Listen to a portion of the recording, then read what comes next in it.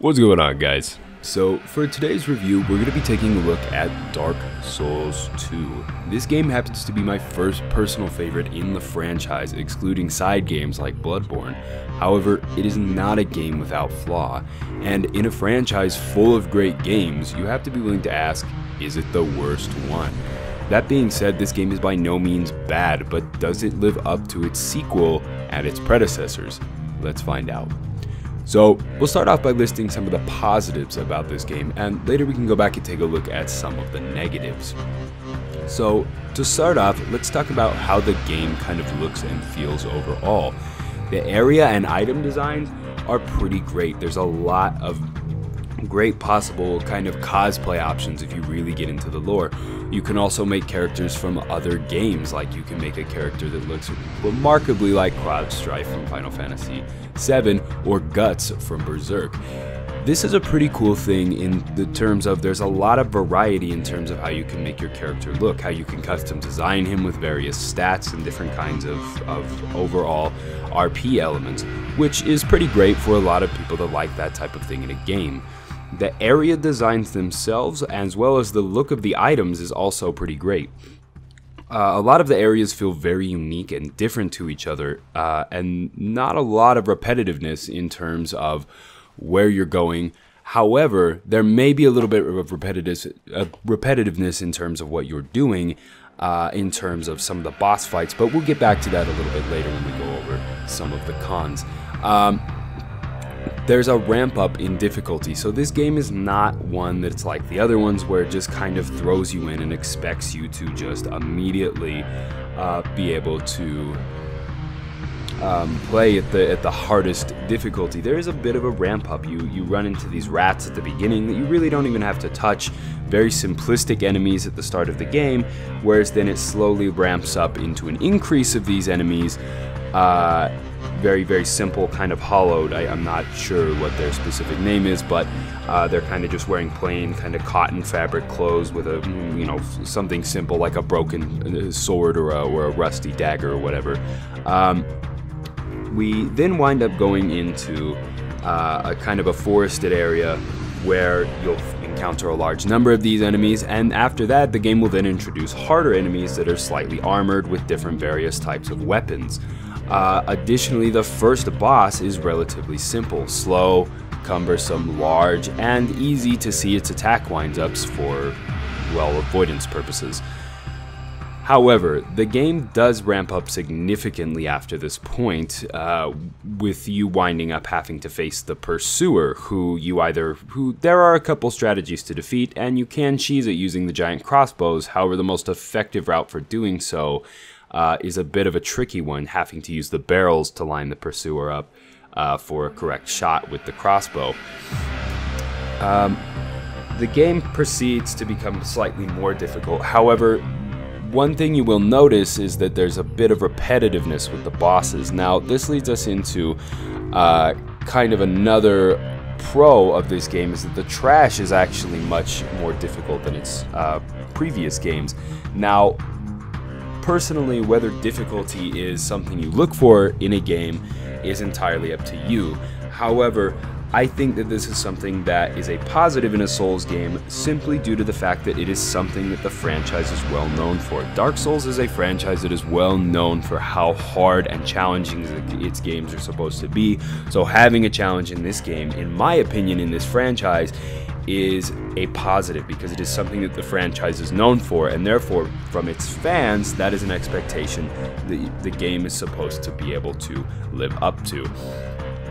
So in my opinion, the trash in this game was much harder than in Dark Souls 1. That is not an opinion that every single person is going to share. However, I played this game before I played the original Dark Souls. Going back and playing the original Dark Souls and then having played both games several times since, I still have far more difficulty with the trash in Dark Souls 2. I hear a lot of people say that they don't feel like Dark Souls 2 is as hard as the first game. However, on an entire playthrough, I didn't really feel like the first game was as hard as the second, which leads me to the idea that perhaps these are games that grade on a curve.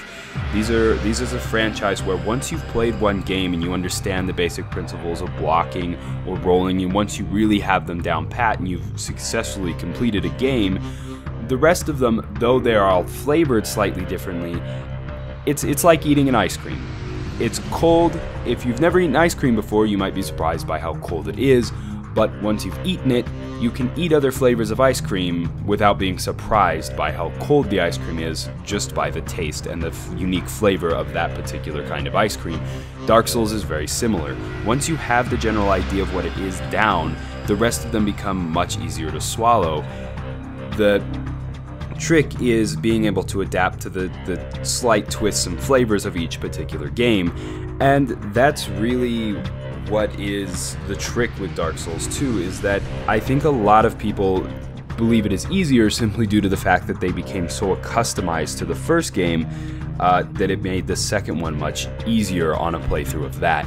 Now, another pro we're going to talk about is the story is vague and ambiguous, and again, this is something that you could also view as a con, and this is kind of an ironic thing with Dark Souls, is that it is a very mixed bag franchise. It's very much a hate it or love it thing. If you hate games that force you to strive because of their difficulty, Dark Souls is probably not for you. On the other hand, if you love that difficult challenge, Dark Souls is something that's going to be great. Same thing, if you like games that are a little hand-holdy in terms of taking you through the story and showing you exactly where you need to go, Dark Souls, probably not your game, because it literally gives you nothing. You wake up in a house and you get your stuff and you're on your way. You go do whatever it is you believe you need to do to get through the game. There are NPCs you can speak to who will inform you about the world. However, this is tricky because a lot of these NPCs only tell a half-truth. Some of them will actually flat out lie to you about the world, and some of them give you information that is really irrelevant or you don't really need to know until much later in the game, or you don't really need to know at all and it's just superfluous world building. Now, this is, again, entirely interpretive. Some people like, for example, someone who, an author who will describe every single tree branch or stick or twig or, every single character's connection to everybody else. Other people don't like that at all. It's too much detail. And this is a game that is very much lacking that in terms of a story and lore. Lore and story is something you have to go out of your way to find, and even then, it's very interpretive. Now, this overall, I find the gameplay style in Dark Souls 2 to be very fun. The trick, again, with Dark Souls is really learning to be able to play the game properly, as opposed to just it being something you can pick up and then, refine over time. It expects you to pretty much refine it right off the bat. Another thing with this game versus its predecessor game is that you have these interconnecting bonfires which allow you to travel from one location to another. Now, personally, I enjoyed this feature over Dark Souls 1, but that's entirely possibly just because I played Dark Souls 2 first, and when I played Dark Souls 1, it was a stark reality to have to walk through and backtrack everywhere, or having to find hidden passages to be able to make it easier to interconnect the rest of the world. Now, this is arguable one way or another, whether it's a pro or a con, because, again, it does make backtracking a lot simpler, and it allows you to have easier access to the previous areas of the game, which increases the amount of fun time to be able to play the game, because you don't have to spend as much time walking through areas you don't really want to be going through just to get to where you're going. On the other hand, the world itself does not feel as connected as it would if you were just walking everywhere. So, though this game has a lot going for it, some of it doesn't really live up to what came before, or just doesn't work very well for this game in general. Additionally, some of the things I listed as pros for this game could also be listed as cons. You have to understand that Dark Souls is a very mixed bag when it comes to video games. It offers something to every kind of gamer, but it doesn't cater to the casual. It's meant to be played by a very specific audience, and if you don't fit into that box, you're gonna have a bad time. One of the things that I feel doesn't live up to the first game is the boss battles in this game, or to the original, the real OG of Dark Souls, which is actually Demon Souls. I don't feel like the boss battles in the second game are quite as challenging or even varied as as in the first game of Dark Souls. I feel like the champion of variety when it comes to Dark Souls bosses has to be Demon Souls, as there's a lot of unique bosses in that game. Not a lot of them work very well, as some of them are extremely easy to defeat, but kudo points for trying new things.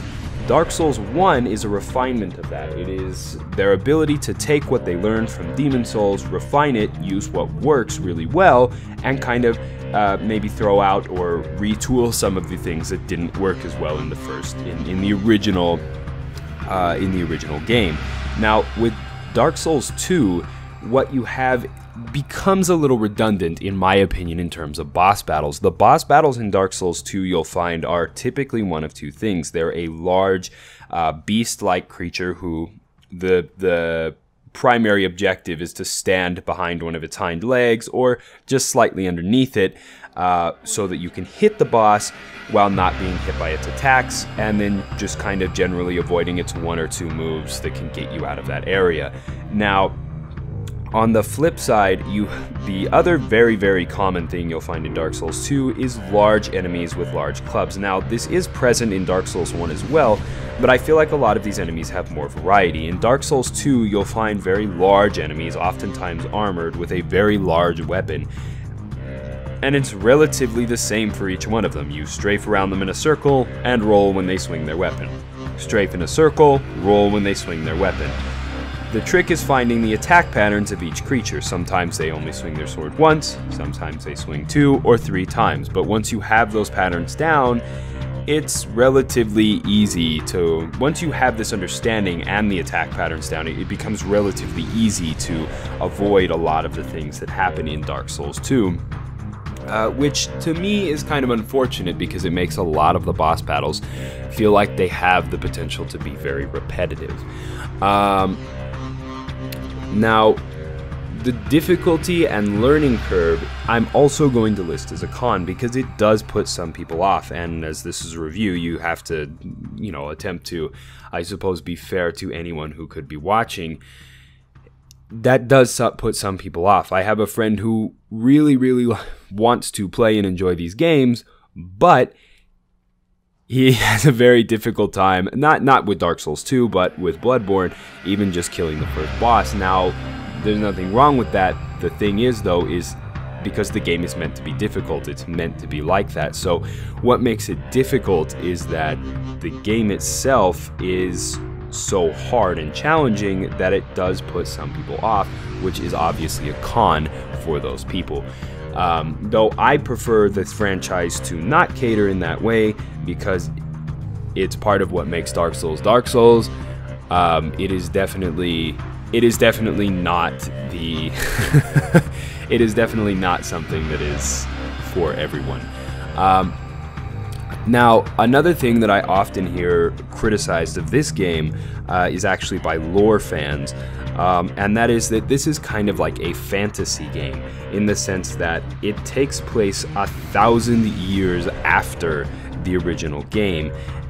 This is like a what could be or what could happen way on down the line if you chose a certain ending from the first title. Now, in that way, it's kind of fan-fiction-y because though Dark Souls lore is complex, my general understanding is that if you light the bonfire, someone will eventually then have to come along and kill you to an attempt to light the bonfire again to prevent the Age of Darkness. Whether that is good or bad, we don't really know. So this is 1,000 years later, so presumably 1,000 years worth of people have lit bonfires. That is my understanding of it. So in a way, it's kind of the best or possibly worst case scenario. You don't really know. It's very ambiguous and vague, which plays into what we were talking about earlier. But it's kind of like a fan fiction-y what if the Age of Darkness never happened, but it seems really unlikely that that would be the case for 1,000 years, as it doesn't make sense that 1,000 years worth of people would be then stronger than the next guy, as well as able to kill the previous person that lit the bonfire each time. It doesn't make a whole bunch of sense.